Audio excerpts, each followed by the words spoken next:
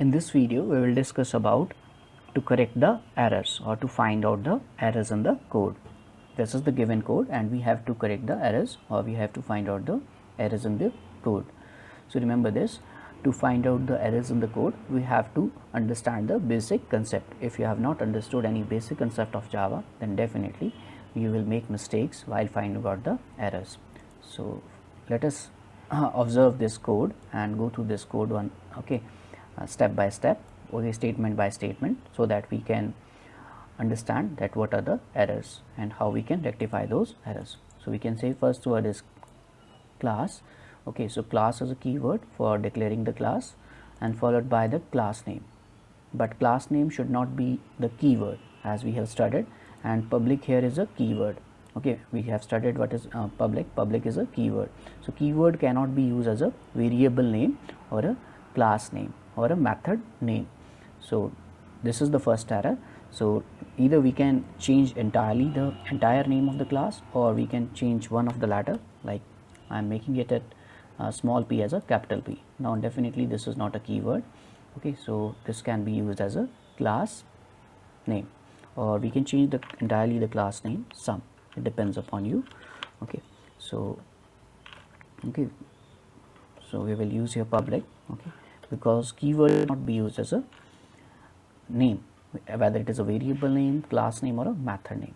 So we have rectified or corrected the first error. In the next statement, this is correct.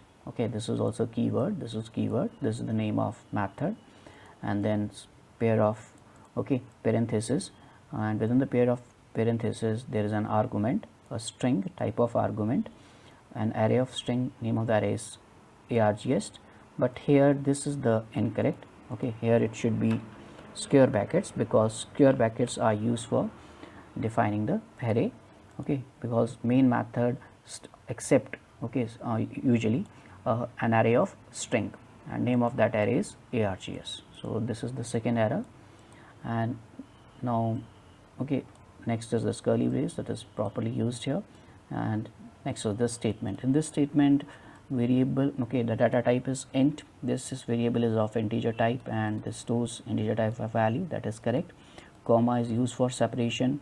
This means this is also an integer type of variable, and equal to followed by again integer value, and then comma. C is again declare of integer type of variable, but they have stored the value double type of value. So it is not possible to store double type of value in integer type of value. So what we have to do, we have to do here correction. Correction is we have to place here terminator and we have to make this variable C as double type of variable. And now so this is the next third correction. Your next correction is here sum variable, sum is used here, but sum is not declared. Remember this, there is a key point in Java. Before using any variable in the program, we must declare it, that what type of variable is it and what type of value it will store, or we can say what type of value it will store. So we don't know the what is the type of this sum variable, so we have to declare its type, the data type.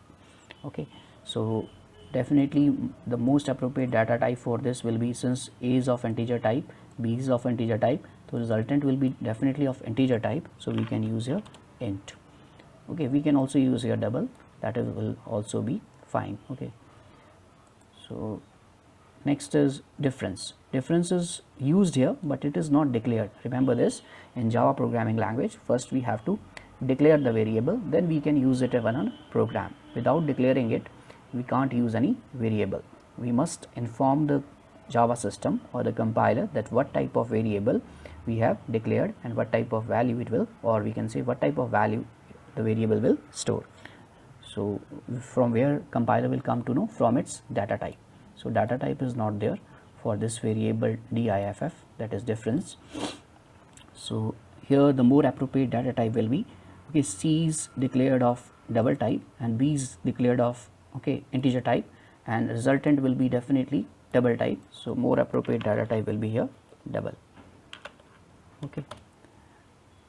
If we use here int, so definitely we will get only